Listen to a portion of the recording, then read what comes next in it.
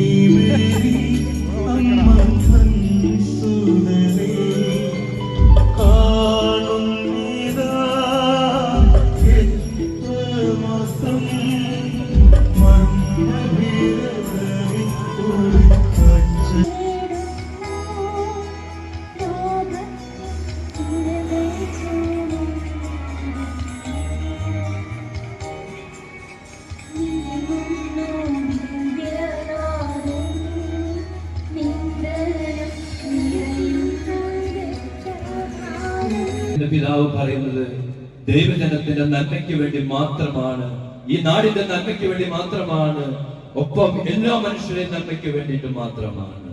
അങ്ങനെ തലശ്ശേരി അതിരൂപത ദൈവജനത്തിന് ഒരു കുറവും വരാതെ നല്ല ഒരു അജപാലന ശുശ്രൂഷയുടെ മേഖലയിൽ നമ്മളെ ഇന്നും നയിച്ചുകൊണ്ടിരിക്കുന്ന വിശിഷ്യായി ഈ 40-ാം വെള്ളി ആചരണത്തിന് മേരിഗിരി ഫൊറോനയിലെ ദൈവജനത്തിന്റെ കൂടെ മുന്നേ നടന്ന് തീഷ്ണതയോടെ ആവേശത്തോടെ നമ്മളെ നയിച്ചുകൊണ്ടിരിക്കുന്ന അഭിന്ന പിതാവിന് നിങ്ങളുടെ എല്ലാവരുടെയും പേരില് ഏറെ അഭിമാനത്തോടെ ഈ 40-ാം വെള്ളി ആചരണത്തിന്റെ ഈ വേദിയിലേക്ക് ഏറെ സ്നേഹത്തോടെ സ്വാഗതം ചെയ്യുകയാണ്.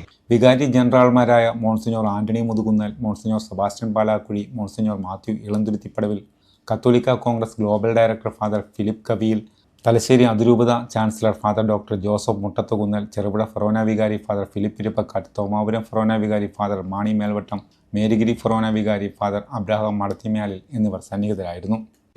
ഈ 40-ാം വെള്ളിയിൽ തിരുമുമ്പിൽ ഞങ്ങൾ സമർപ്പിച്ച എല്ലാ നിയോഗങ്ങളും കർത്താവിന്റെ വിശുദ്ധ കുരിശിന്റെ ശക്തിയാൽ ആശീർവദിക്കപ്പെടട്ടെ. പിതാവിന്റെ പുത്രന്റെ പരിശുദ്ധാത്മാവിന്റെയും നാമത്തിൽ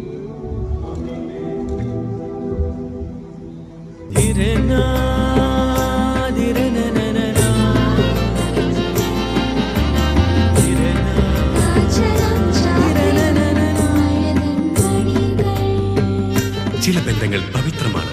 കണ്ണും നിറയും മനസ്സും നിറയും. സ്വന്തം ജോസ്കോ ജ്വല്ലേഴ്സ്. ഇനി സംശുദ്ധമായ സ്വർണം ചെറുപുഴയിൽ.